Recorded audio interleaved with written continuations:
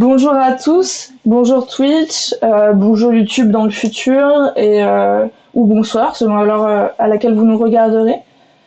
Et bonjour Katie, bien évidemment. Bonjour. Donc, on va avoir une discussion autour de tes textes. Pour ceux qui ne te connaissent pas, donc tu es Katie Stewart, comment on prononce déjà? Steward. Stewart, avec un D. Euh,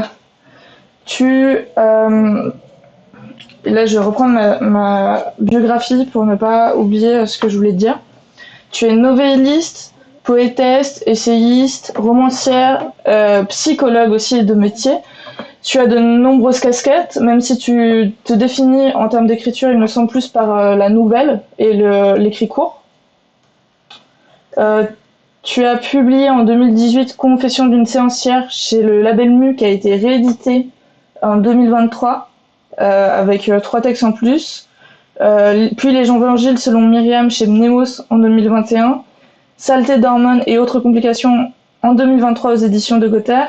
Et un essai, Le futur au pluriel, Réparer la science-fiction, toujours en 2023 aux éditions de l'Inframonde. Ouais, ça. Donc moi, je cite ces ouvrages parce que c'est ceux sur lesquels vont s'appuyer à partir desquels j'ai formulé mes questions plutôt, puisque c'est ceux que j'ai lus. Mais tu as écrit d'autres ouvrages et tu as publié des nouvelles dans des magazines, dans des anthologies qu'on peut retrouver un peu dans d'endroits. Oui. Et puis tu as commencé à publier en 2003. Donc moi j'allais dire il y a longtemps, moi je suis née en 2003. Donc Il y a très longtemps, donc. pour moi c'était il y a très longtemps. Et donc ta prochaine sortie c'est en novembre, c'est Foodistan, dans la nouvelle collection Récif chez Argile. Et c'est un univers sur lequel tu travailles depuis au moins 2 ans, de ce que j'ai vu. Oui, c'est ça. En fait, c'est parti d'une nouvelle qui s'appelait Degustibus, qui est sortie dans l'anthologie Marmite et micro-ondes des éditions Géphir. Et pour ce texte, je me suis amusée à imaginer un monde dans lequel les questions de nourriture seraient ultra importantes. Ce qui a des répercussions sur le langage, ce qui a des répercussions sur la manière d'être dans la société qui ne dépend que des régimes alimentaires. Et j'ai tellement aimé être là-dedans que j'avais envie d'y revenir.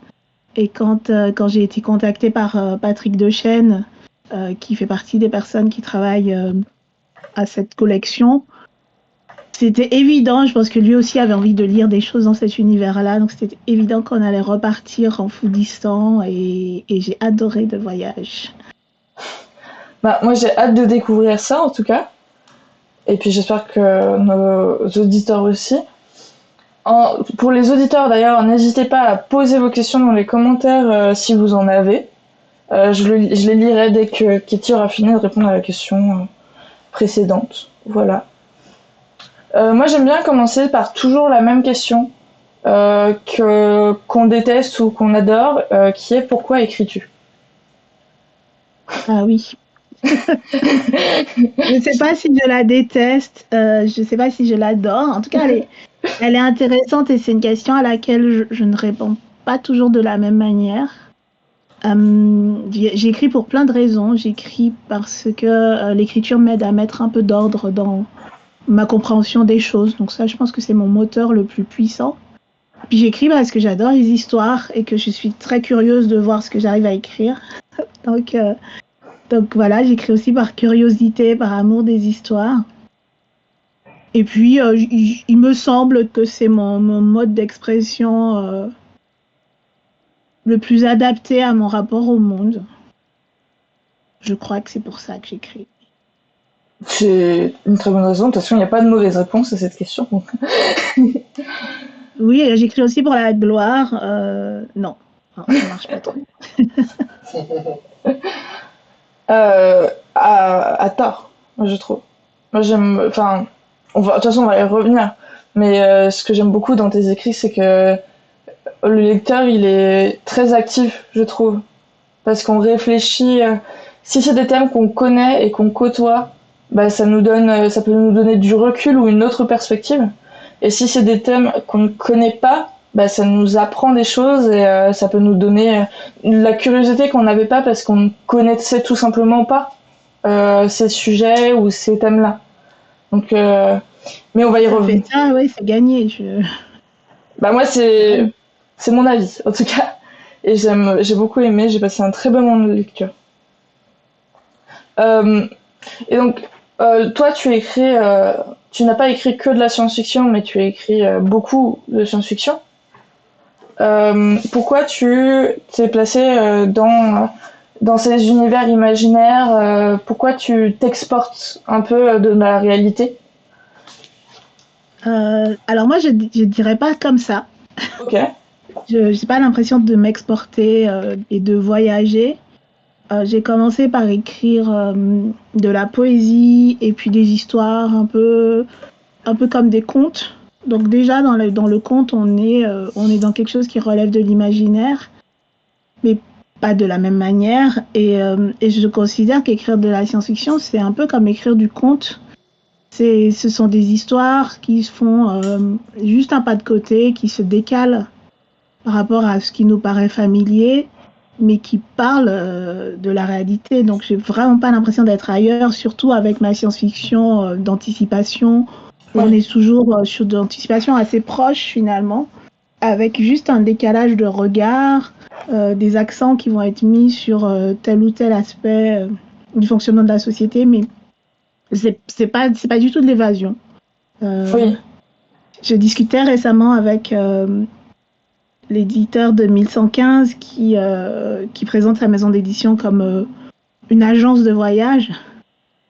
Et ce qu'il me disait, c'était Thomas ou Frédéric? oui, Pardon, Frédéric. d'accord. C'est avec Frédéric qui me disait nous, on cherche des textes qui immédiatement vous font voyager et vous mettent ailleurs. Et donc, voilà, l'idée étant que j'écrive des textes pour cette maison d'édition. Ce qui paraît logique, c'est du très court. Moi, j'écris dans le court. Mais la question du voyage et du dépaysement, enfin, je pense que c'est au lecteur de me dire s'ils sont dépaysés ou pas. Mais j'ai pas ça comme intention quand j'écris mes histoires, Oui. d'être ailleurs. Non, ça va être un ici qui va être un petit peu bizarre. Ça va être un demain, mais qui va être presque aujourd'hui. Mais vraiment quelque chose de proche des récits qu'on peut faire de la réalité, il me semble. Oui, enfin, c'est un débit. J'aurais plus dû formuler ma question où, enfin, tu ne t'exportes pas de la réalité, tu exportes la réalité en quelque sorte. Tu la déplaces. C'est un peu un pas de côté. Bah, je la regarde en fait. Je crois que c'est toujours ça qu'on fait. On regarde, chaque fois qu'on regarde quelque chose, on a un filtre. Je regarde, Mm. j'ai un mug à côté de moi. Si j'avais pas toute l'histoire de qu'est-ce que c'est que cet objet, et qu'est-ce qu'on fait avec, etc., bah, je verrais un objet dont je comprendrais pas l'utilité. Et c'est cette idée-là d'avoir toujours des histoires entre nous et le monde qui fait que je fais pas beaucoup de différence en fait entre le faire en science-fiction et le faire autrement. Soit on est sur une histoire qui est l'histoire habituelle, on dit effectivement ceci est un mug et ce mug sert à boire de la tisane, ou on part dans autre chose en disant mais en fait c'est pas vraiment un mug, c'est un vaisseau spatial. Et c'est vrai, c'est un vaisseau spatial, il y a des bactéries dans dans ma tisane. Enfin, c'est jamais la question de la vérité ou du mensonge en tout cas, c'est plutôt quelque chose de quel angle je choisis pour regarder les choses et quelle histoire j'arrive à raconter avec. Je vois. Euh, dans l'angle, enfin, tu as l'angle que tu choisis et tu as aussi la manière de raconter. Parce que, enfin, il y a les différentes formes. T'es plus sur de la forme courte, mais il y a différents types de formes courtes, notamment les nouvelles et la poésie. Euh, je trouve qu'il y a, enfin, même dans les nouvelles, il y a une certaine poésie, mais la poésie, c'est un type de texte court qui est assez peu vu, assez peu abordé. Enfin, qu'est-ce qui te donne envie d'écrire de la poésie? euh, La chanson. hmm, La chanson, en fait, Je viens d'une famille qui a plein de problèmes. Il y en a eu plein. Qui est très, très, très dysfonctionnelle, qui n'est plus ma famille d'ailleurs, je parle de mon ex-famille. Il y avait quelque chose qui était la musique, qui était quelque chose de très important. J'ai un père qui jouait de plusieurs instruments, qui chantait, qui faisait la chorale à l'église, etc. Moi, j'ai toujours chanté à l'église. Et écrire des chansons et écrire des poèmes, c'était pour moi la même chose. Il y a toujours eu ce mode d'expression. Et je l'expliquais dernièrement, il y a 3 jours, dans ma dernière newsletter. J'écris à voix haute, en fait. Il y a quelque chose du son qui est toujours présent dans la manière dont j'écris. J'ai très souvent une phase de lecture à haute voix. Il y a quelque chose qui est de la poésie. En tout cas, c'est très important pour moi. Et je ne fais pas de grosses différences, en fait, entre écrire une histoire et écrire un poème. Il y a juste... il y a un peu moins de narrativité dans la poésie, mais la question d'exprimer quelque chose, elle est là. Et je trouve que c'est complémentaire, justement. Avec la poésie, je vais aller un peu plus sur le côté émotionnel des choses. Et puis, le récit va raconter quelque chose, donc ça va être un peu différent. Et je trouve que ça se répond bien d'avoir les deux dans un même volume. Ça, je l'ai testé en premier sur Confession d'une séancière. Et c'était pas mon idée d'ailleurs. Hein. C'était une idée de l'ICAM avec qui j'ai travaillé la première version de ce texte. Donc l'ICAM qui était éditrice aux éditions MU à l'époque où existaient les éditions MU. Et donc, elle savait que je chantais, on avait déjà chanté ensemble. Elle savait que j'avais ce goût pour la poésie. Et c'est elle qui m'a parlé des incantations. On les a appelées comme ça pendant toute la phase de travail. Elle m'a demandé des incantations et j'étais vraiment pas sûre de pouvoir en faire parce que ça faisait quand même un moment que je n'avais pas écrit de poésie. Et puis l'idée a fait son chemin et puis un jour j'ai réussi à les faire. Enfin, c'était presque magique. J'ai eu il y a 16 textes, 16 poèmes dans la première version et en fait les 16 poèmes je les ai faits en une soirée comme ça. Comme s'ils étaient déjà là et qu'ils demandaient à exister et c'est cette magie-là que j'adore en fait avec l'écriture. Il n'y a rien et puis après il y a ça. Et parfois c'est chouette. Est-ce que tu pourrais nous lire un poème ou deux, par exemple dans Saleté d'hormones du coup? Je pensais à Rouge. Lequel? Oh, page 23, Rouge. Je peux faire ça.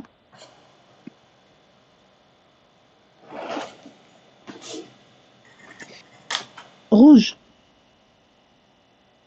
Rouge est la trace de ta fertilité et du refus d'un ventre bien dodu. Rouge est l'audace. Rouge est la liberté. Rouge est la trace de sa virilité, le coup de trop, du faible au verbe haut, qui te fracasse en prétendant t'aimer. Rouge est la trace de ta ténacité, du sang qui bout et triomphe de tout.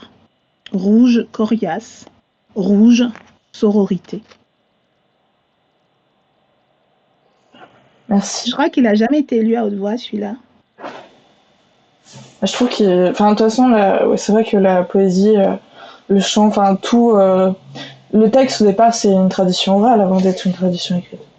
Donc, oui, je pense que je suis très consciente de ça. En tout cas, ça a été mon premier contact avec les mots, même si j'avais des parents qui lisaient beaucoup, qui avaient des livres à la maison. Mais mon père était quand même prédicateur. Il y a quelque chose de... Qu'est-ce qu'on fait avec les mots? Oui. Et puis on était dans cette congrégation religieuse où le mot, le verbe, la Bible, c'est pas rien les mots en fait. Et évidemment, les cantiques, les prières, et ce genre de choses. Alors, c'est pas ce dont je me réclame le plus volontiers maintenant parce que je suis plus du tout dans des choses religieuses, mais ça marque en fait. Oui.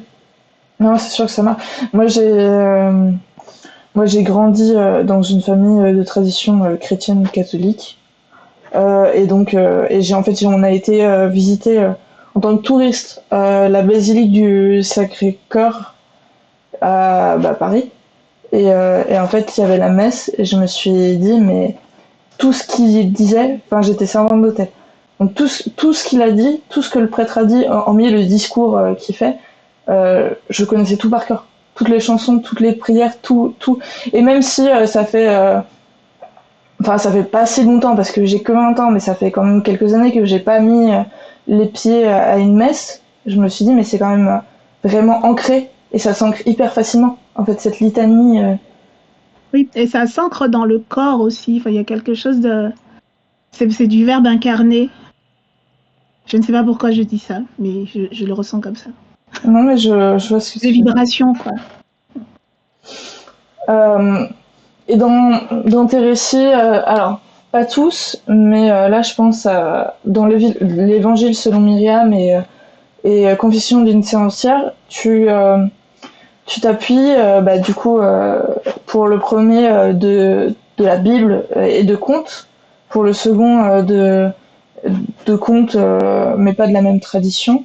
Euh, Pourquoi tu as décidé de partir de cette matière préexistante euh, alors que pour d'autres, certes, on a toujours des inspirations qui viennent de ce qu'on a lu, de ce qu'on a vécu, etc.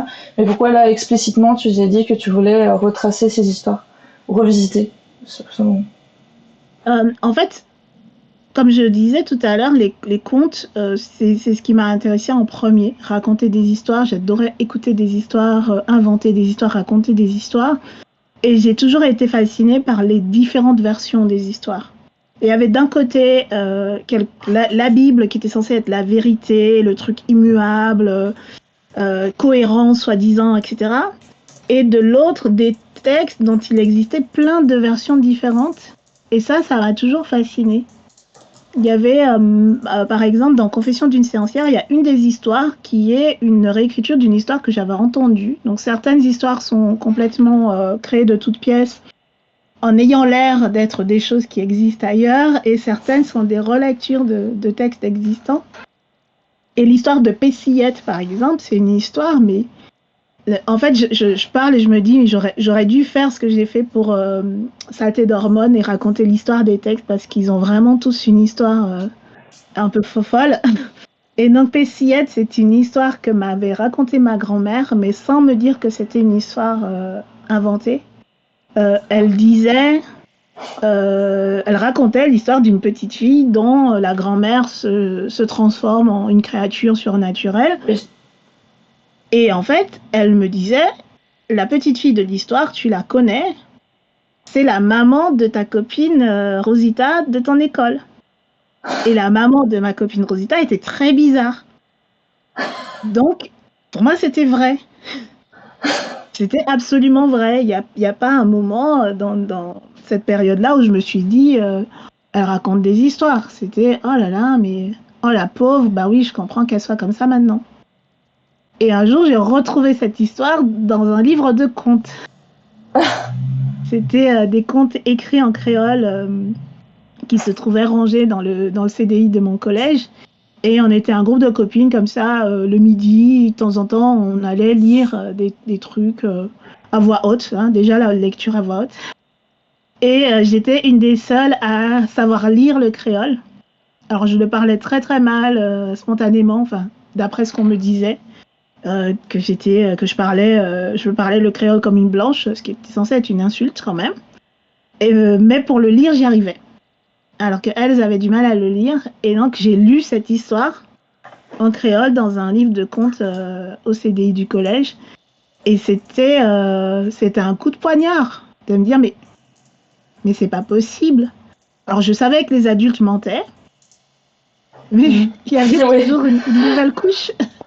Une nouvelle couche de découverte. Et ça m'avait fait un choc. J'avais été vraiment blessée de me dire, mais comment c'est possible qu'elle me raconte une histoire pareille en me disant que c'est vrai, en me donnant des preuves, plus ou moins, et que ça soit un conte traditionnel. Donc voilà, la question des contes et des différentes versions et des différentes façons de lire les contes, ça a toujours été présent. Et je disais aussi la Bible, le côté immuable, mais c'était pas si immuable que ça. Parce que moi, j'étais chez les adventistes du 7e jour qui pratiquent l'exégèse de la manière dont la pratiquent les juifs, c'est-à-dire avec cette idée que les messages sont à lire par rapport à ce dont on a besoin aujourd'hui. Donc les messages sont pour aujourd'hui. Donc on réinterprète à chaque fois le texte pour voir ce qu'il nous dit dans une situation précise. Et ça, c'est un exercice qui est de la réécriture, de la relecture, de la remise en cohérence en permanence. Donc pour moi, c'est presque naturel de travailler comme ça, en fait. Hein. C'est les confessions d'une séancière, ça faisait un moment que j'avais envie de regarder de nouveau ces textes, envie de mettre en mots certaines histoires qui avaient juste été de l'oral. Je pense à l'histoire du Dorlis, l'homme bâton. J'entendais parler d'histoire de Dorlis, mais l'histoire telle qu'elle est écrite, elle n'existait pas comme ça. Et avec aussi ce questionnement de qu'est-ce que ça raconte pour de vrai? Qu'est-ce que ça a fait d'avoir une histoire comme ça dans un groupe d'humains? Qu'est-ce que ça vient couvrir du fonctionnement de la société et des gens? Enfin, à quoi servent ces histoires-là? Et ça aussi, c'est une question qui m'a toujours intéressée, de me dire, c'est quoi l'avantage pour un groupe de disposer d'une histoire comme ça? Et sur l'homme bâton, c'est évident, hein, c'est une histoire qui permet de couvrir des faits d'inceste notamment, qui sont très très très élevés dans la société antillaise, bien plus qu'en France métropolitaine. Et voilà, la question c'est à quoi ça sert, les histoires comme ça, et si je les relis aujourd'hui avec mon œil d'aujourd'hui, à quoi ça ressemble. Donc dans l'Évangile selon Myriam, c'était ça aussi. La matière biblique, elle était là. Je la connaissais. J'avais lu la Bible plusieurs fois en entier. Je connaissais certaines histoires un peu par cœur. Et c'était comme une prise de pouvoir, une prise de recul, que de me dire, ceci est une histoire. Et les histoires, on peut les regarder sous différents angles. Essayons voir. Mais je me suis amusée à ça. Et vraiment, je souligne amusée parce que ça peut paraître sérieux dit comme ça. Mais j'ai éclaté de rire en écrivant l'Évangile selon Myriam et en le relisant parce que il y a des passages qui sont, mais c'est vraiment n'importe quoi en fait. Quand on regarde de près ces textes-là qui sont des textes fondateurs de notre société, déjà de faire le mélange entre des histoires comme Le Petit Chaperon Rouge et Adam et Ève. Déjà ça, de les mettre à côté, ça provoque quelque chose d'un peu hilarant. Et puis, oui, quand on les regarde de près, on fait « Ok, d'accord, c'est bien une histoire. » quoi. Donc il y avait ça aussi, l'envie de rire un peu et l'envie de regarder sous un autre angle des histoires qu'on connaît par cœur. Alors, j'avais pas vu la question de Flav. Qui revient sur la musicalité du coup. Il a dit c'est hyper intéressant cette importance de la musicalité dans l'écriture. Est-ce que tu as de la musique en fond quand tu écris?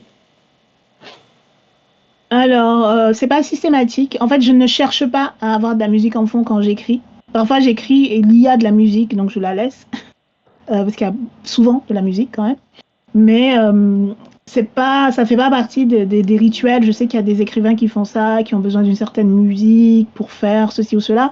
En fait, non, moi, c'est la musique du texte. Donc, il y a rien de plus, en fait. C'est le texte et moi. S'il y a une musique en fond, bah, elle est là. Et peut-être qu'elle influence, mais j'en sais rien. Il n'y a rien de délibéré, en tout cas, dans l'idée d'avoir de la musique en écrivant ou d'avoir de la musique pour écrire. Je sais qu'il y a des auteurs et des autrices qui mettent la bande son d'écriture de leur texte. Moi, je trouve ça amusant et fascinant. Et je serais incapable de faire ça, surtout que j'écris n'importe comment, n'importe quand, à des moments, ça peut être n'importe où. Donc j'ai pas ce truc qui me permettrait de retracer ce que j'ai écouté.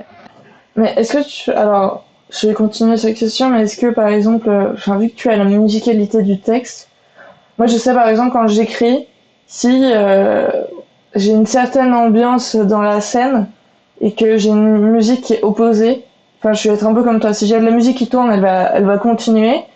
Mais si j'ai une musique qui va être opposée à la scène que j'écris, soit je change de musique, soit j'arrête d'écrire parce que ça me bloque. Est-ce que c'est un peu pareil ou pas? Moi, j'arrête carrément la musique, en fait. Ouais. Parce que le silence n'est jamais du silence.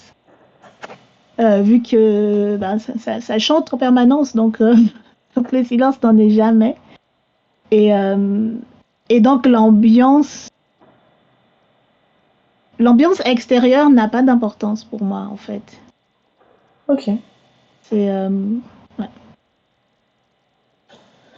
Alors, je reviens du coup, c'est un peu un ping-pong dans mes conversations, sur ce que tu disais sur Confession d'une sorcière et Évangile selon Myriam. Alors, moi, plus sur Confession d'une sorcière, j'avais une question sur la dernière nouvelle. Pourquoi avoir fait le choix de l'écrire entièrement en créole? Alors, en fait, l'écriture de Confession d'une séancière a été une expérience linguistique pour moi, en fait, à part entière, parce que le créole que je parlais pas tant que ça quand j'étais gamine, mais que j'entendais, c'est pas une langue que j'ai essayé de parler après, par la suite. Voilà, tout simplement parce que j'étais pas très à l'aise avec le créole. Et quand j'ai commencé à revenir sur des textes entendus quand j'étais petite, le créole s'est imposé. Euh, dans les textes qui ne sont pas le dernier, il y a des bouts de créole qui viennent. Il y a des expressions en créole qui se sont un peu imposées. Et je me suis dit, mais tu sais le dire en créole, et en fait, cette expression, elle est beaucoup plus forte en créole qu'en français. Donc, ce que je faisais généralement, c'est que je mettais un petit bout.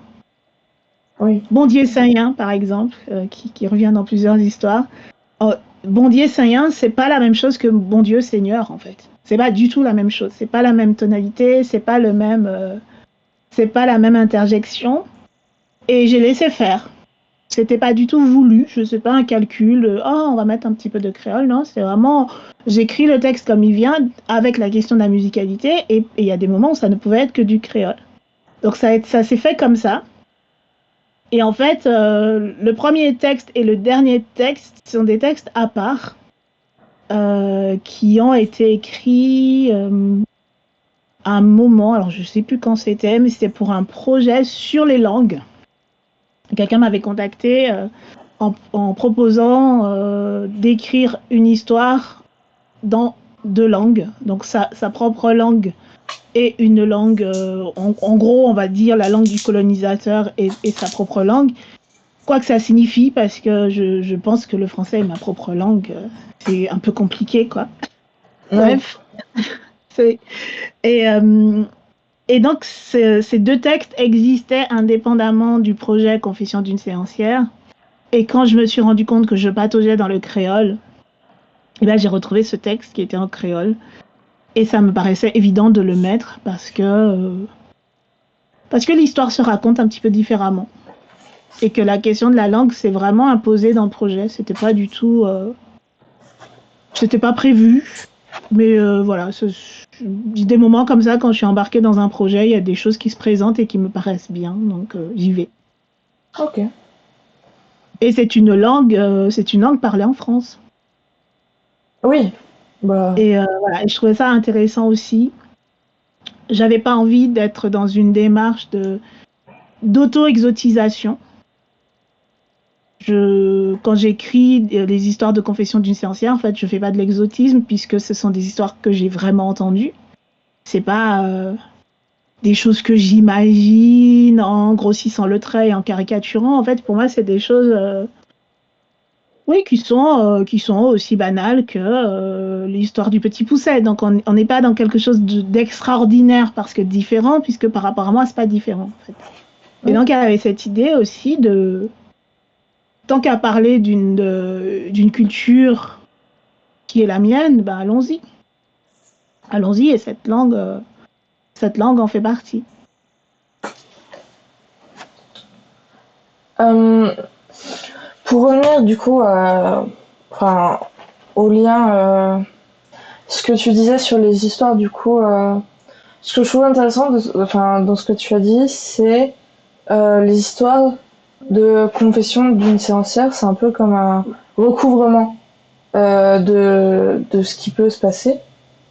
Oui, Et alors que, enfin, finalement aussi, c'est le sens premier des contes ou de toutes les mythologies hein, en général.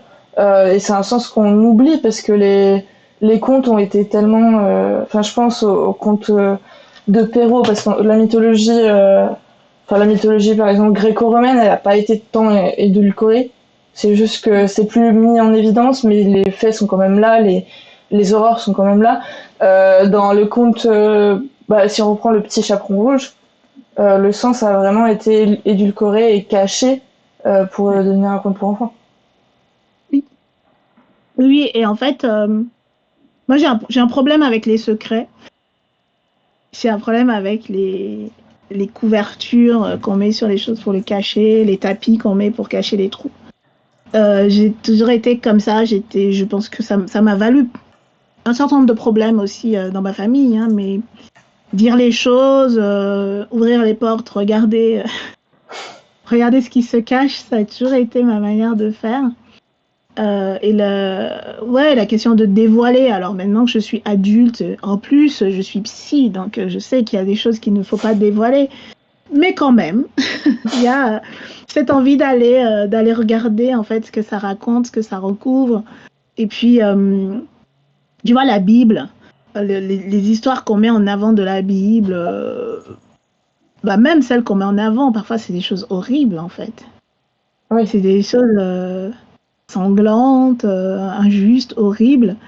Et quand j'étais petite à l'église, alors plutôt quand j'étais ado d'ailleurs, à ce moment-là, avec, euh, avec une copine, ce qu'on faisait, c'est que comme on nous engueulait régulièrement parce qu'on parlait pendant les sermons, ce qu'on faisait, c'est on s'installait avec tout le monde dans l'église, avec notre Bible à la main, et notre défi, c'était de trouver les passages les plus glauques, les plus horribles qu'on ne nous racontait pas. Et donc, on cherchait avidement dans la Bible des histoires, mais vraiment dégueulasses, qu'on se partageait à la fin. Et les gens nous félicitaient d'être à fond, voilà, d'être oui. les jeunes filles les plus attentives et les plus concernées par ce qui se disait, alors qu'en fait, non, on était en train de vraiment aller chercher les choses cachées. Certaines de ces histoires sont dans l'Évangile selon Myriam, d'ailleurs, hein. Ah L'histoire bah, de Tamar, enfin les deux Tamar d'ailleurs, c'est juste horrible. Et c'est pas des histoires qu'on met en avant et qu'on utilise pour nous donner des leçons, mais en gros la leçon de l'histoire de Tamar, la belle-fille de David, c'est oui bah si vous êtes un homme et que vous voulez violer une femme, et ben allez-y. Et puis c'est elle qui sera déshonorée. En fait, c'est ça que ça oui. raconte. Alors c'est intéressant, c'est hyper édifiant, quoi. Mais bon, est-ce que c'est ça qu'on a envie de mettre en avant? Certainement pas, mais il y a ça qui existe comme histoire et qui est là. Ouais, non, ouais, malheureusement, enfin, le problème, c'est que c'est des récits qui s'ancrent et même si on les met pas en avant, enfin, moi, j'avais lu, je sais que en études, enfin, en études, j'avais été dans le privé, on avait lu la Bible, enfin, Ancien et Nouveau Testament en entier. Ça, c'est des choses qui s'ancrent, c'est des choses qui marquent et qui vont marquer aussi la construction, enfin, des stéréotypes, du sexisme, de la misogynie, comment on dit, j'ai perdu mon mot. Mais oui, qui ne se voit pas, mais courantes. Ce monde hétéro-patriarcal, sexiste, raciste, tout ce qu'on veut, en fait, il trouve aussi ses racines dans ces histoires-là qui traînent et qui nous racontent des choses, qui nous expliquent ce qui est normal et ce qui ne l'est pas. Et apparemment, ce qui est normal, c'est de se conduire comme un salopard. Oui.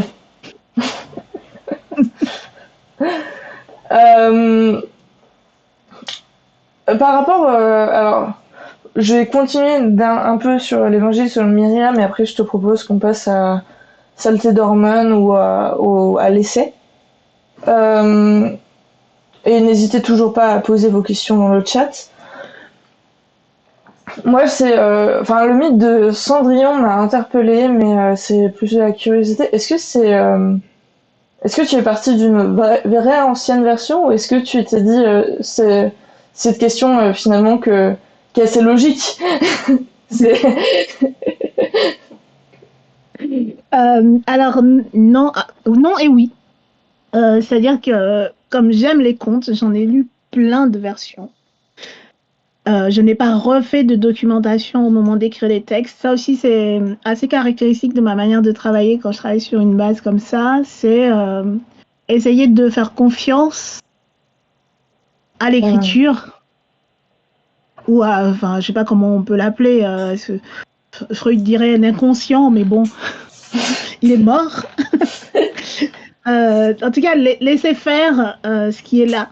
Donc, me nourrir de ce qui est là et voir ce qui reste pas, ce qui va influencer, ce qui va pas influencer. Et vraiment, voilà, comme si je laissais fermenter quelque chose et je regarde un peu ce qui se passe. Donc, je ne suis pas revenue à la source d'une des versions de Cendrillon en me disant je vais faire ça et je vais écrire une version. En fait, je suis partie de ma question. Est-ce que j'ai le droit de la poser, cette question?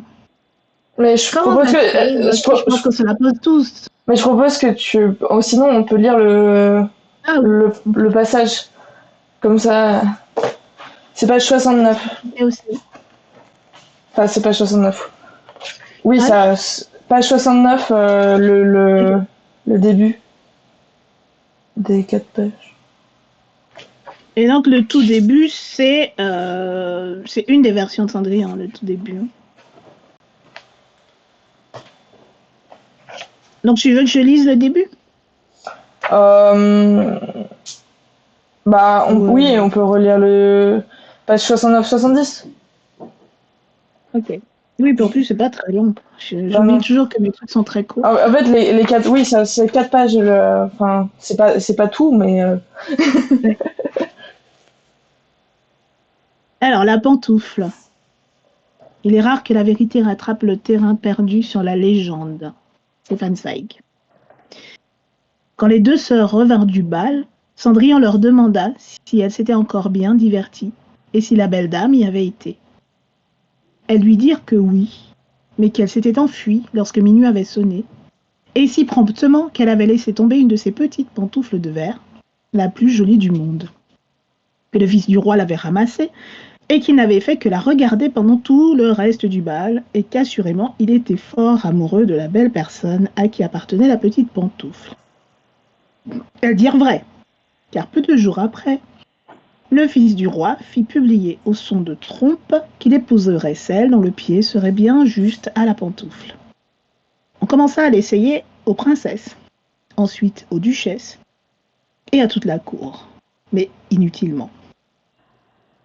Dès qu'elle apprit la nouvelle, Cendrillon eut le plus grand mal à cacher sa joie. C'est en sifflotant qu'elle allait chercher l'eau au puits, qu'elle reprisait habits et chaussettes, en souriant qu'elle préparait le repas et qu'elle se reposait sur les cendres encore tièdes de la cheminée.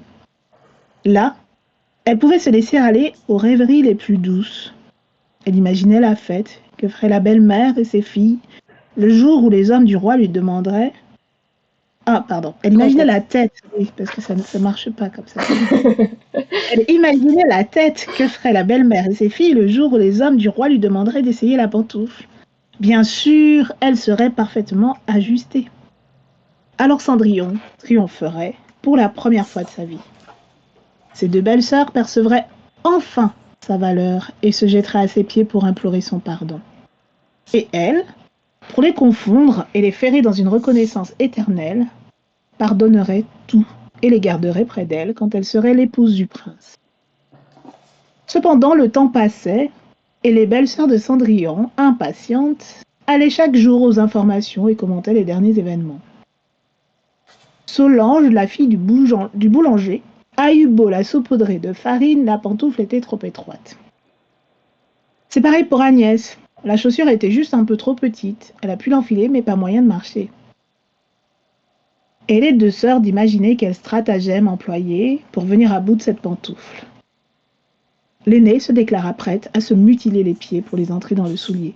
Car après tout, une fois princesse, assise sur son trône, elle n'aurait plus besoin de se lever. L'autre parlait de faire fabriquer à sa taille une pantoufle en tout point semblable à celle de la belle dame. Il suffirait de l'échanger discrètement au moment de l'essayage. Mais comment être sûr d'en avoir une qui soit exactement identique? Les personnes qui avaient vu la pantoufle la décrivaient comme un objet incroyable, décoré d'or et de pierres. Javotte et Anastasie discutaient de la sorte de longues heures durant. Ainsi Cendrillon entendait-elle parler jour après jour du voyage de la pantoufle qui se rapprochait de chez elle. À chaque heure qui passait, elle le savait, c'était son destin qui se réalisait. Un soir pourtant, voici quelle était la teneur de la conversation des deux sœurs. Cette Rosine, qu'a-t-elle de mieux que nous autres? Rien. C'est du pur hasard si ses pieds ont la bonne taille. D'ailleurs, elle aura beau porter les plus jolies parures, jamais elle ne sera aussi ravissante que l'apparition du bal. C'est exact.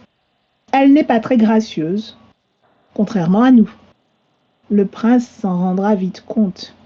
Il est impossible qu'il l'épouse, elle. Merci. Je lisais et j'écoutais en même temps et je me disais « Oh, c'est trop bien cette histoire, qu'est-ce qui se passe ensuite ?» N'importe quoi. Donc la question, pour ceux qui ne l'auraient pas compris, c'est mais n'y a-t-il pas quelqu'un qui fait la même pointure que Cendrillon dans ce royaume?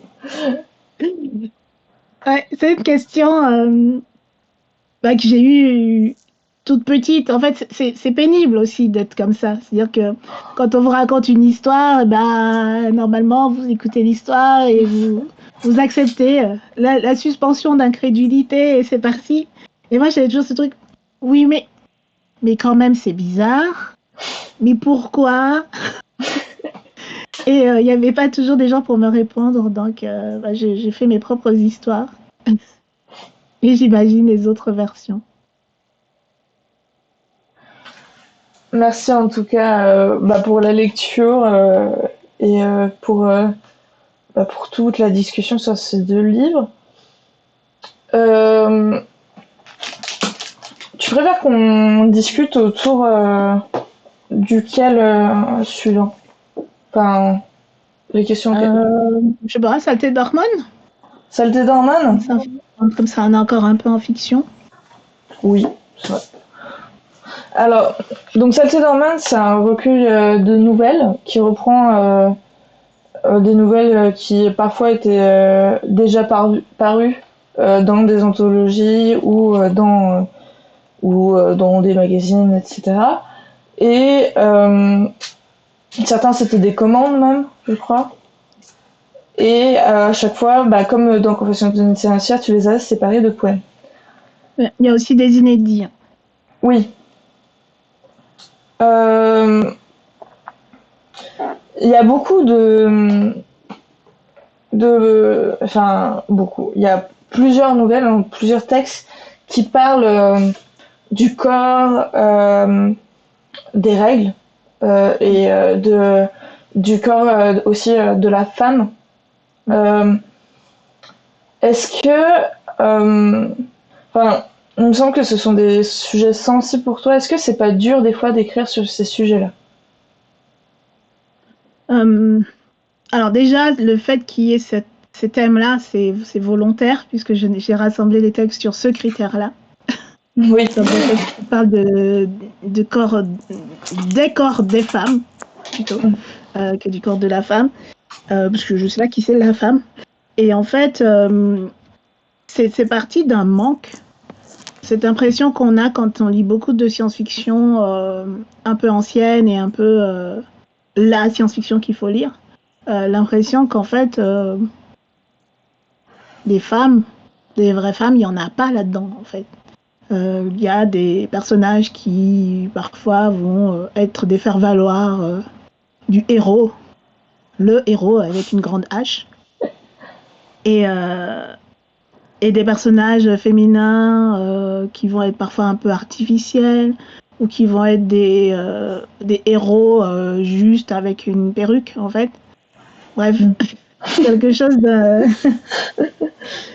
d'un peu décevant et d'un petit peu frustrant. Et j'ai pris l'habitude, quand il manque quelque chose, de le faire. Donc il y avait vraiment cette idée d'écrire ce qui me manquait.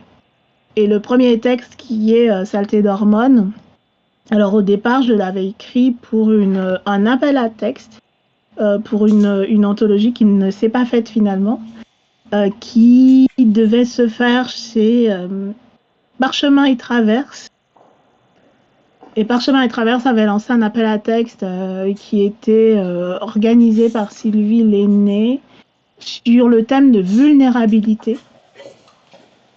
Et à ce moment-là, j'étais dans les affres de mes douleurs d'endométriose. Et la question de la vulnérabilité me paraissait tout à fait correspondre à ce que je vivais. Qu'est-ce qu'on ressent quand on est dans ces moments de chaos hormonal, de douleur, etc. Donc c'est à cette occasion-là que j'avais eu envie d'écrire un texte sur les règles et d'écrire de cette manière-là. Et donc, pour le coup, il est inédit jusqu'à ce recueil, puisque l'anthologie n'a pas eu lieu. Et la question de la difficulté d'écrire... en fait, moi, j'ai beaucoup de plaisir à écrire, de manière générale. C'est pas une souffrance. Et sur des thèmes qui peuvent paraître difficiles, c'est même salutaire pour moi d'avoir... la possibilité de mettre en mots, en fait. Mettre en mots, c'est déjà retrouver une approche sur des thèmes qui ne sont pas des thèmes sur lesquels on écrit beaucoup. Oui. Et on peut, là, comme ça, de manière sauvage, rapprocher ce texte-là du texte sur la douleur de Lorem Ipsum, qui a été considéré, qui est parfois encore considéré comme étant très dur. Et en fait... pour les deux textes, c'est vraiment comment je m'amuse avec ce thème-là. Je crois que c'est le genre de questions que je me pose. Ok, comment on s'amuse avec ce truc-là? Comment on va jouer avec la question de la douleur? Hein, ces moments où on se dit, oh, ça serait tellement bien si on trouvait le moyen d'abolir la douleur. Oui.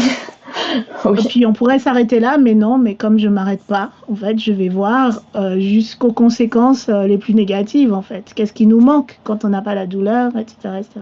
Donc, c'est pas difficile pour moi parce que, comme je disais tout à l'heure, je suis vraiment mue par la curiosité de ce que ça va donner, de ce que je vais trouver. Parce que je pars vraiment comme ça dans mes histoires en me disant bah, allez, on va essayer, on va voir ce que ça donne. Et ça, cette curiosité-là, cette possibilité de me nourrir moi-même, parce que j'écris d'abord pour moi. Désolée les gens, j'écris pour vous, mais j'écris aussi pour moi. En fait, voilà, c'est plus de joie et de satisfaction d'avoir réussi à écrire quelque chose sur ce thème que la douleur. En fait, la douleur, elle est dans la vraie vie, elle n'est pas dans la littérature. Oui, c'est sûr qu'en lisant, on ne souffre pas comme quand on a nos règles, finalement. Ouais, c'est ça. Non, et puis c'est vrai que c'est un thème qui est pas abordé, alors que c'est juste le quotidien, sans dire... J'ai participé l'année dernière aussi, je crois. Mais j'ai fait trop de trucs l'année dernière. Ouais. Donc, j'ai participé l'année dernière, qui était aussi l'année de ma soutenance de thèse, ce qui est absolument dément.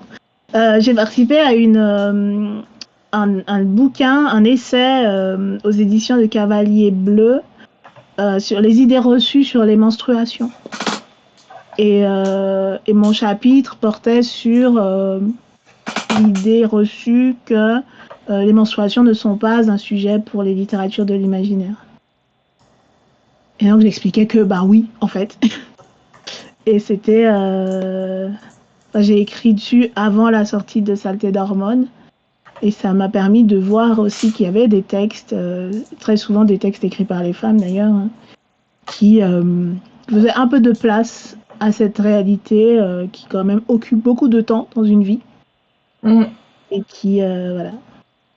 Et qui peut présenter un intérêt comme tout en fait. Oui. Bah, comme n'importe quel sujet, et puis enfin, d'autant plus quand ça prend de la place finalement. Mais c'est tellement tabou aussi dans notre société qu'on n'en Et ça parle l'est pas. de moins en moins, ce qui me fait plaisir parce que on a quand même eu une période un peu bizarre où on passe de on n'en parle pas à les règles sont en soi une provocation. Qui est un peu voilà, qui dit la même chose en fait. Si ça provoque, c'est qu'on n'est pas encore ok avec le fait que bah, c'est le quotidien et ça va quoi.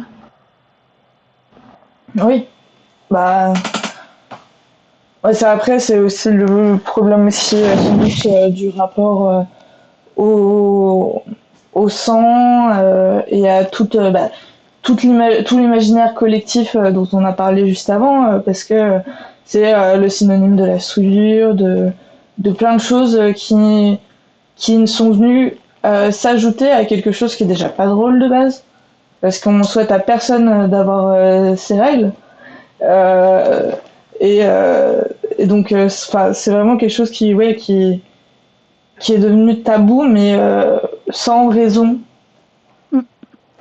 Donc, Alors après, tu vois, comme moi je disais, j'adore regarder à quoi servent les histoires. Donc c'est pratique aussi de se dire que, bah, par exemple, dans le monde de l'entreprise, que oui, mais bon, les femmes, elles sont pas disponibles comme elles devraient à ce moment-là, donc on peut les mettre de côté. Enfin voilà, ça sert très souvent à un autre récit.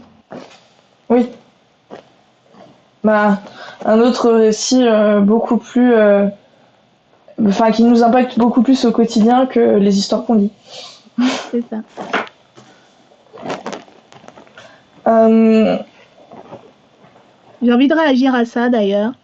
oui. Parce qu'en fait, je suis convaincue, alors peut-être à tort, mais moi ça me va bien, que la fréquentation des histoires et encore plus la fabrication des histoires, d'où le fait que je fais des ateliers d'écriture aussi, parce que je trouve ça super que les gens qui ont envie d'écrire puissent écrire. La fréquentation des histoires nous permet de démonter les autres histoires en fait. Si je suis capable de raconter une histoire dans laquelle le personnage principal a ses règles, et ben je peux regarder en face cette histoire qui dit les règles c'est sale et c'est dégoûtant. En fait, c'est histoire contre histoire. Oui. Et je peux reconnaître que, eh ben oui, ça aussi c'est une histoire et pourquoi pas la mienne en fait. Et en ça, je trouve que c'est quelque chose qui redonne du pouvoir de savoir reconnaître une histoire. Il y a des histoires qui sont dans les livres, c'est écrit fiction, on sait que c'est de la fiction. Et puis il y a toutes ces histoires dans lesquelles on baigne et qui font semblant de ne pas être des histoires et qui pourtant vont organiser tout notre mode de vie, tous nos choix. Et je trouve ça intéressant, enfin même important, d'être capable de reconnaître que ceci est une histoire. Et donc si ceci est une histoire, il y a des alternatives parce qu'on peut toujours raconter des nouvelles versions d'une histoire. Oui, non, c'est sûr.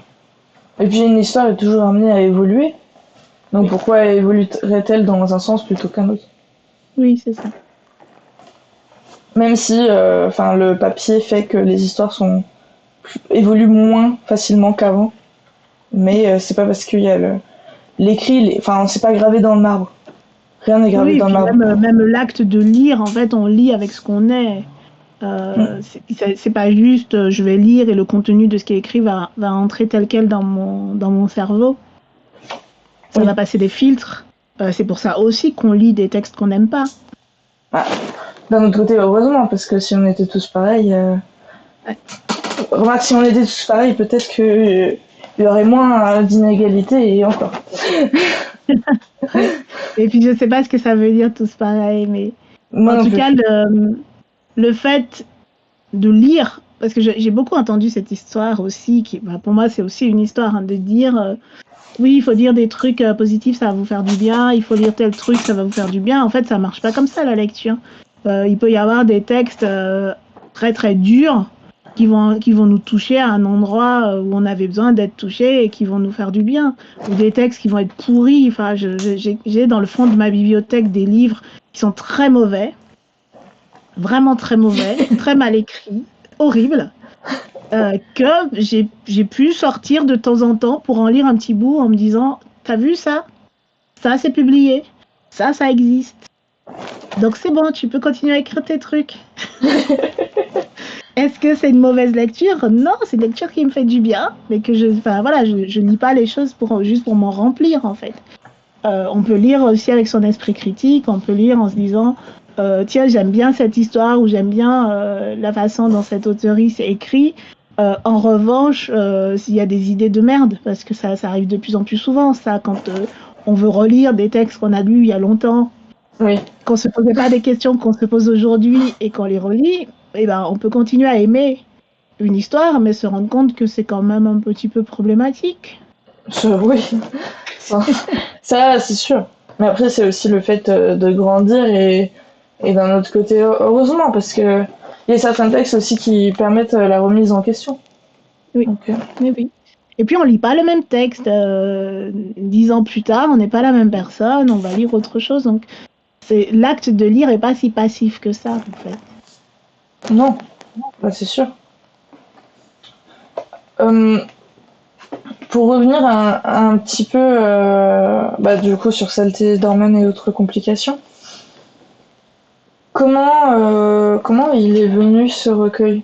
Je veux dire, enfin, vu que c'est tous des textes, à quel moment tu t'es dit, bah, je vais rassembler tous ces textes pour en faire un recueil? Alors c'est très très simple.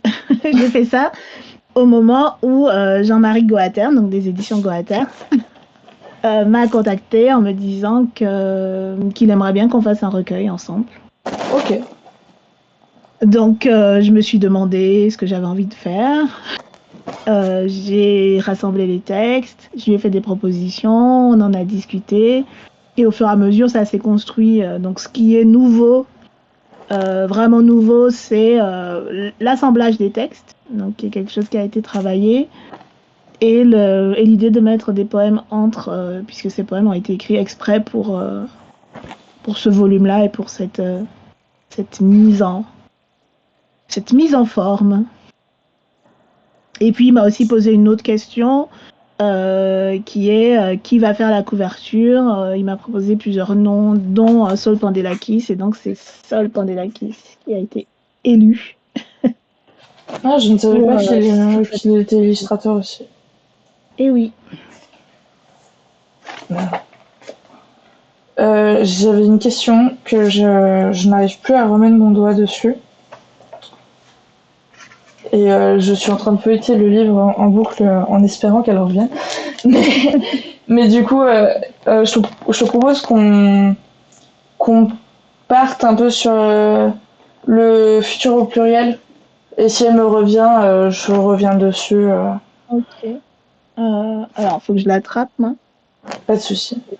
Et n'hésitez pas toujours dans le chat si vous avez des questions.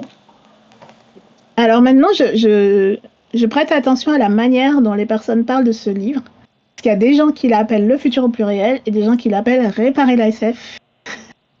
Ce qui m'amuse. Je ne sais pas ce que ça signifie, mais je trouve ça amusant. Ah, Qu'ils ne soient pas découpés de la même manière, en fait. je pense que ça dépend aussi du bagage de lecteur qu'on a.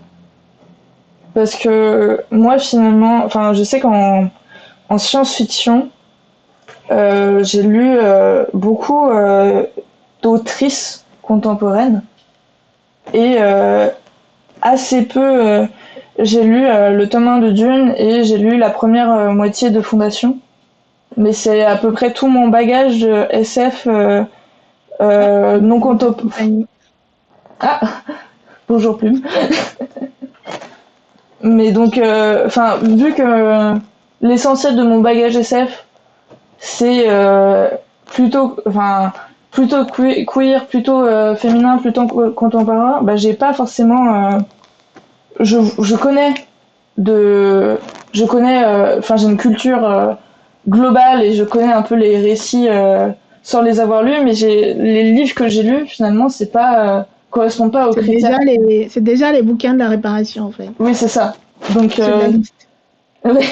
oui, déjà en partie. Donc oui, j'ai regardé la liste avant de finir avant de que j'ai fini le bouquin et je me suis dit ah bah tiens, lui je l'ai lu, lui je l'ai lu, lui il est dans la bibliothèque.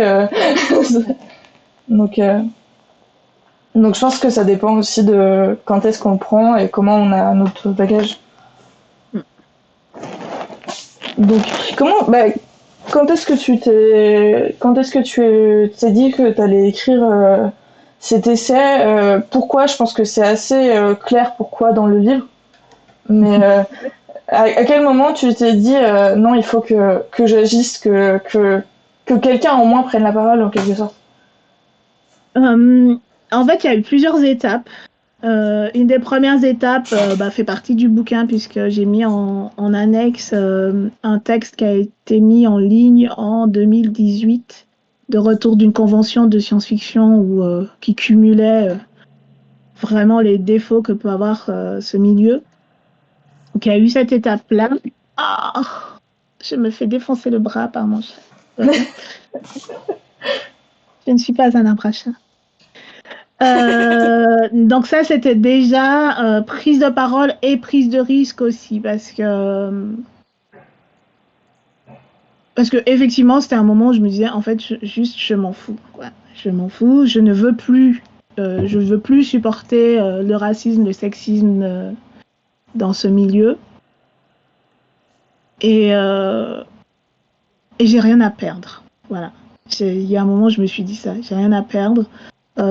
Si on m'éjecte du milieu de la science-fiction, je serai éjectée. Ça ne sera pas pire que d'être dedans et de subir sans rien dire. Donc il y a eu vraiment ce moment-là qui était un moment difficile et douloureux où je réalisais qu'en fait mes valeurs et ma notion de respect étaient vraiment heurtées dans un milieu qui non seulement ne faisait de place qu'à certains profils, donc masculin blanc, hétéro, valide, mais que en fait, que oui, non seulement on faisait pas de place pour d'autres profils, mais que ça pouvait être quelque chose d'assez violent, même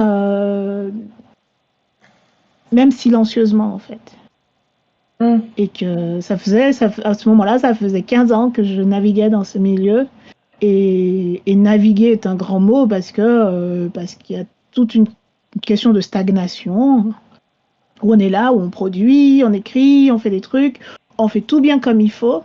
Et puis, en fait, il se passe pas ce qui devrait se passer. C'est qu'à un moment, on vous parle pas de votre travail, on vous fait des blagues pas drôles, quelque chose d'assez insupportable. Donc, il y a eu cette étape-là. Et puis, quand j'ai rejoint mon association dont je suis aujourd'hui la présidente, qui est le réseau Université de la Pluralité, j'ai eu besoin aussi de réfléchir à tout un tas de thèmes.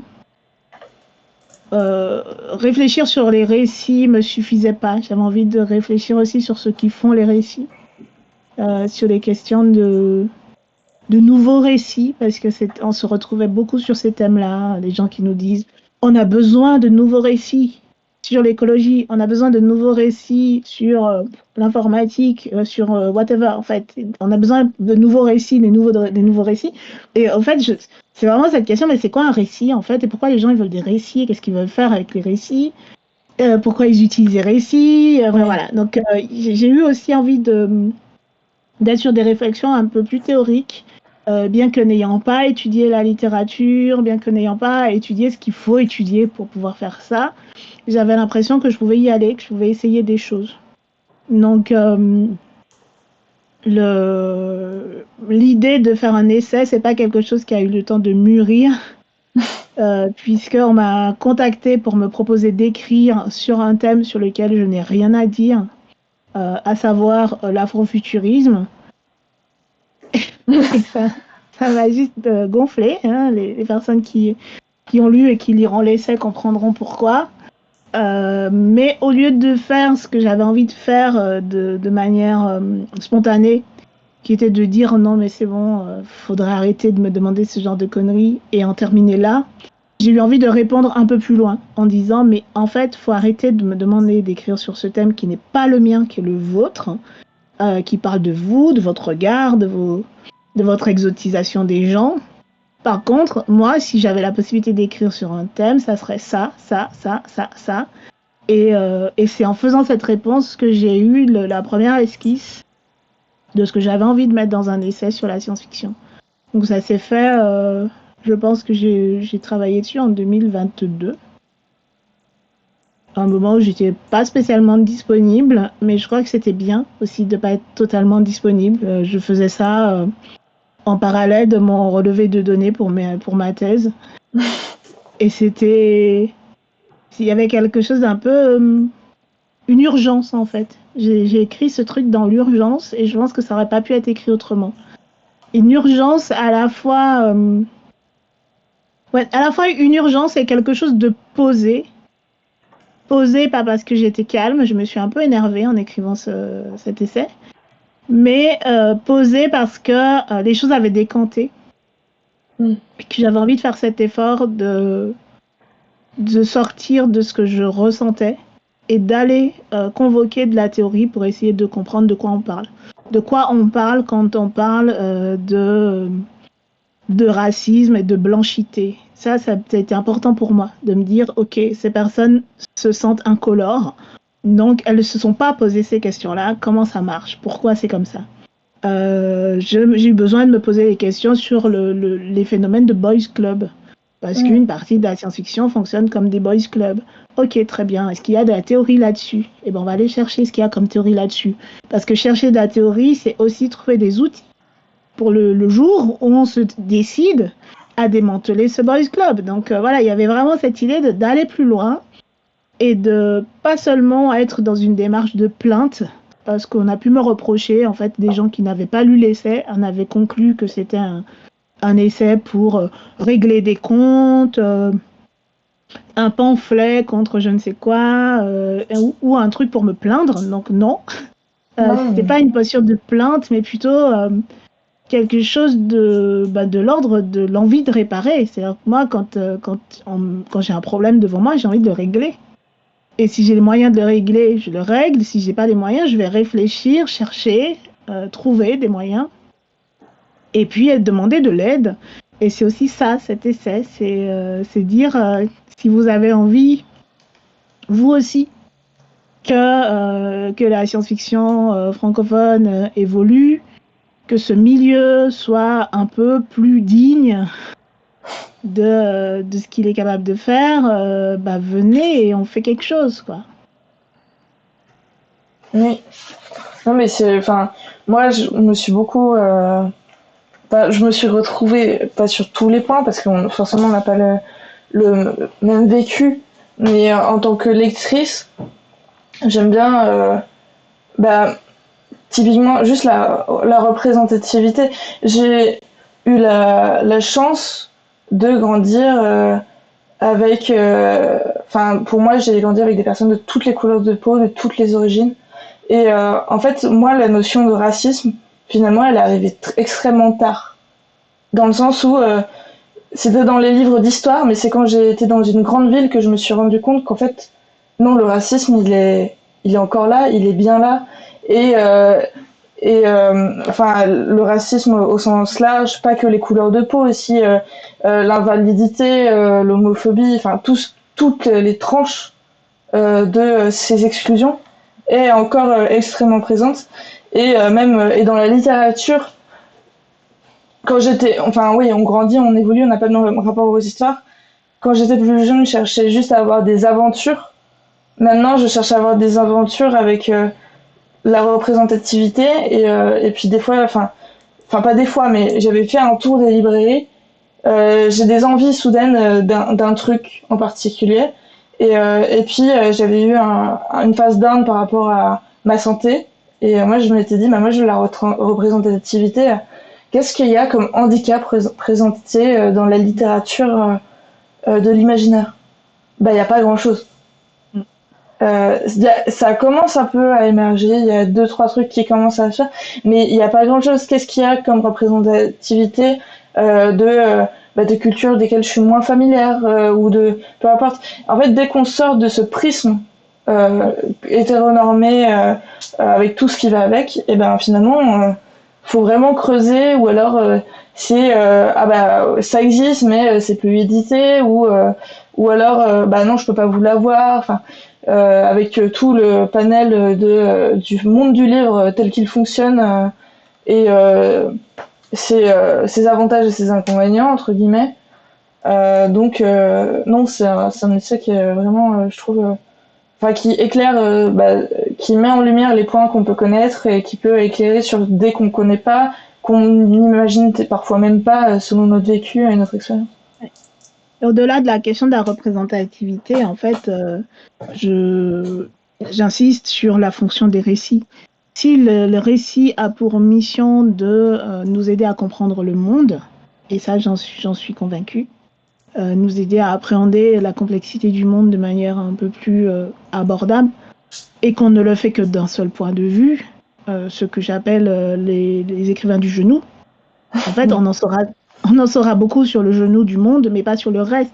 Et c'est en ça, pour moi, que c'est un manque aussi. Quelqu'un me disait récemment, oui, mais en fait, ce que tu dis, c'est que, par exemple, la littérature d'Octavia Butler est supérieure à... Non, c'est pas du tout ça. S'il y avait que des bouquins d'Octavia Butler, il y aurait un problème. Bon, ça n'arrivera jamais, évidemment. Mais voilà, mon idée, c'est pas de dire que de la marge, j'ai eu aussi cette lecture-là de l'essai, comme quoi je disais que c'est beaucoup plus intéressant ce que les personnes à la marge ont à dire. Alors non, je ne suis pas convaincue de ça non plus. Ça serait essentialiser quelque chose d'une position sociale et je ne souhaite pas du tout faire ça. Ce que je dis, c'est qu'il manque des points de vue et que je trouve vraiment dommage qu'il manque des points de vue sur le monde si on a cette prétention de vouloir comprendre le monde. Alors peut-être qu'on ne veut pas comprendre le monde. Peut-être qu'on veut juste le dominer et en faire quelque chose, mais ça marche pas bien. On voit bien que ça marche pas très bien. Donc, est-ce qu'on peut pas essayer autre chose? Est-ce qu'on peut pas tenter d'autres regards sur le monde?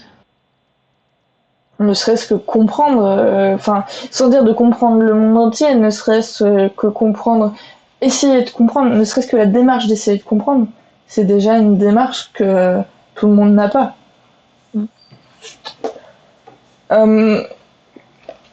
C'est un livre qui est très sociologique, avec beaucoup de références sociologiques, et que tu as, je pense aussi, de par tes études et ta formation. Comment est-ce que tes études, quel impact ont eu ta formation de psychologie, de sociologie du travail, et tu as fait des mathématiques aussi, il me semble? Oui, c'est ça. Alors, en fait, ça peut paraître un peu hétéroclite, mais toutes les études que j'ai faites m'ont apporté quelque chose dont j'avais besoin. Donc, les maths, au départ, c'était vraiment la question du cadre et de la rigueur. Je crois que si j'avais pas étudié les maths, je partirais dans tous les sens et peut-être je finirais jamais rien des choses que je commence. Donc, ça m'a apporté ça. Et puis, le goût pour la modélisation et pour l'abstraction. Ça aussi, ça vient des mathématiques. Et puis, donc j'ai fait maths appliquées, sciences sociales. Donc c'était déjà, à ce moment-là, c'était de l'économie que j'étudiais avec plus ou moins de bonheur. Et puis, finalement, je me suis servie de mes périodes d'études, parce que j'ai repris des études plusieurs fois, en fait, pour comprendre le monde encore. Hein. On est toujours dans cette quête sans fin, essayer de comprendre comment ça marche. Donc j'ai fait des sciences du travail parce que je ne comprenais pas ce que ça voulait dire avoir un travail. Voilà, ça va être le truc le plus important du monde et ça ne me paraissait pas évident. Donc j'ai étudié les sciences du travail et c'est là que j'ai j'ai fréquenté pas mal les sciences sociales au départ, puisque en sciences du travail, donc que j'ai faite à l'Université catholique de Louvain, donc à Louvain-la-Neuve en Belgique, on étudie la sociologie du travail, la psychologie du travail, l'écologie sociale, les systèmes d'emploi et d'études différents en Europe. Alors ça, c'est un cours qui m'a apporté énormément. Cette possibilité de voir des différents choix historiques, qu'est-ce que ça a donné. Il y avait des cours sur les mouvements sociaux, donc la question de syndicalisme. J'ai été ravie d'avoir des cours qui m'expliquent comment ça marche et ce que ça a donné, puisque en Belgique, les syndicats ont un sens un peu plus fort qu'ici en France. Bref, ça, c'est vraiment ces 2 années qui m'ont permis de comprendre beaucoup, beaucoup de choses dans les structures sociales et dans les choix, dans le fonctionnement des sociétés occidentales. Et après, j'ai passé mon concours de conseillère principale d'éducation, donc j'ai fait des sciences d'éducation pour l'occasion. Et je me retrouvais avec finalement quasiment les mêmes disciplines que ce que j'avais eu en sciences du travail, mais appliquées à l'éducation. Donc c'était bien, ça complétait encore un peu le panel, avec de la psychologie de l'adolescence aussi. Donc la psychologie revenait quand même assez souvent. Et puis je suivais moi-même à ce moment-là, donc je faisais ma propre thérapie parce que le peu que j'ai dit de mon enfance, voilà, il y avait quand même des choses à revoir, à refaire, à soigner. Et donc, j'ai quand même travaillé pendant 15 années comme conseillère principale d'éducation, avec très rapidement cette idée que ça ne serait pas un métier que je ferais toute ma vie, parce que je voulais bien le faire, et que bien le faire, c'est pas possible en fait. C'est pas possible de bien le faire. Enfin, en tout cas, pour moi, je sentais que c'était pas possible de bien le faire pendant 20 ans, 25 ans. Et à un moment, on s'essouffle et qu'on fait pas les choses bien. Donc, le projet de reconversion, il est venu au bout d'une dizaine d'années. J'ai commencé à me poser des questions. J'avais envie de faire de la psychologie du travail. C'est ça qui m'intéressait le plus. Et je me suis rendu compte qu'en termes de débouchés, il n'y avait pas grand-chose. Il y avait un peu de recherche et puis des positions qui m'allaient pas trop. J'avais pas envie d'être la personne qui rend les travailleurs plus efficaces pour plus productifs pour le capitalisme. Et donc voilà, j'ai fait de la psychologie clinique. Et je ne sais plus quelle était la question. Est-ce que, oui, comment ça m'a aidé par rapport à l'écriture de l'essai? Pas mal sur la question de la méthodologie de la recherche, en fait. Mon essai ne respecte pas exactement les formes qu'il faut pour un écrit académique, mais ça en prend quand même beaucoup. Comment on fait, comment on documente une idée, comment on va chercher, comment on lit rapidement plein d'articles. Donc ça a aidé. Et la formulation de questions, en fait. Comment on formule une question à laquelle on va essayer de répondre, comment on essaie d'être dans quelque chose de rigoureux, tout en restant dans la créativité. Et je pense que mes études ont carrément aidé à faire ça, quoi. Ok. Merci beaucoup pour toutes tes réponses. Je te propose qu'on conclue doucement. J'autorise une dernière question sur le chat si vous en avez une.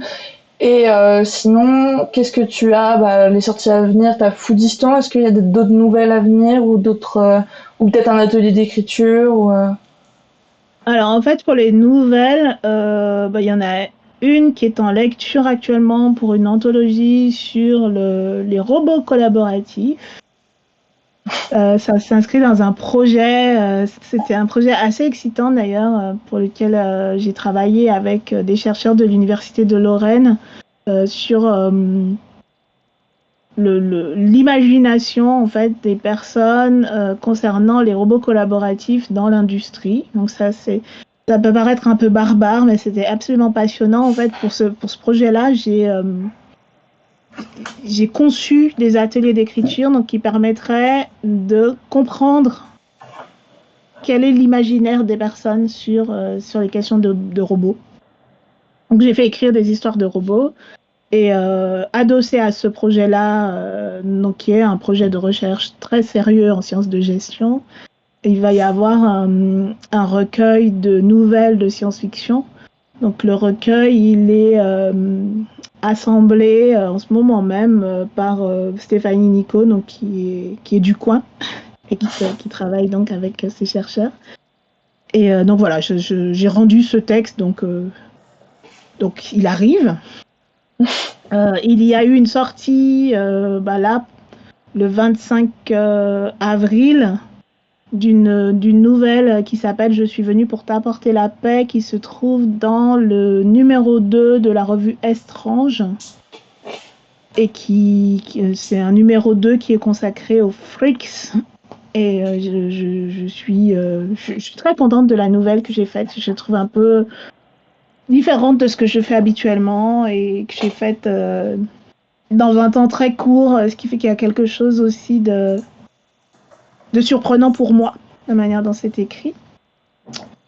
D'autres nouvelles, oui, sûrement il y en aura. Et autrement, je suis en train de travailler sur un manuscrit de roman. Mais je ne sais pas encore où ça va aller. Je ne sais pas encore ce que je vais en faire, mais ça parlera un peu de développement personnel, de mutants et d'imposture. Donc ça va être ça les gros thèmes. Ok. Qu'est-ce que je fais d'autre? Sinon, oui, les ateliers d'écriture, donc je continue à en faire avec mon association, mais pour le coup, ce sont des ateliers avec des publics ciblés. Et j'ouvre en fin juin un cercle d'écriture pour réparer la science-fiction. Ok. Donc ouvert en priorité aux personnes qui sont marginalisées d'une manière ou d'une autre. Donc on va commencer en présentiel à Paris 18e à la Maison de la Conversation. Ils vont pas tarder à communiquer là-dessus. Il n'y a pas énormément de place. C'est payant parce que nous avons besoin d'argent et que nous avons beaucoup travaillé pour vous.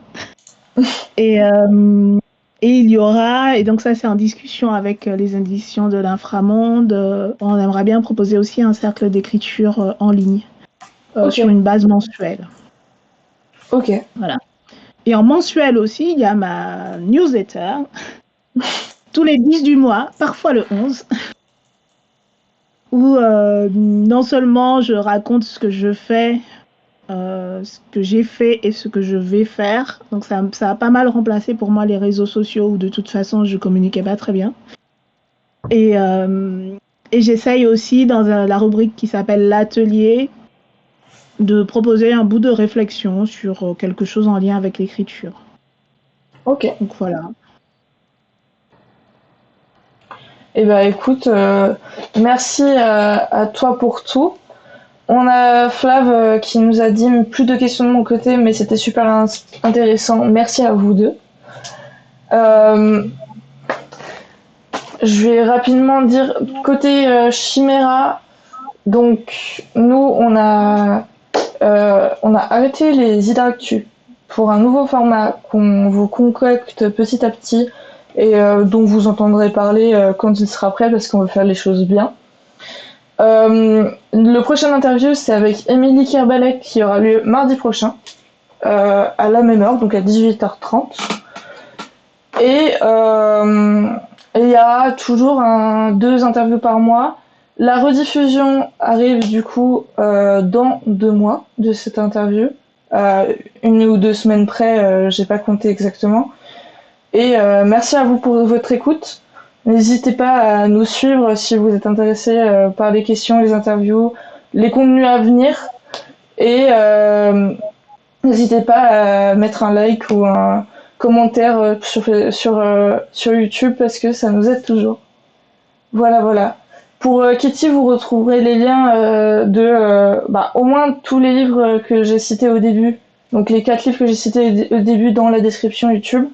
Il y aura aussi le lien de l'Université de la Pluralité, c'est ça ?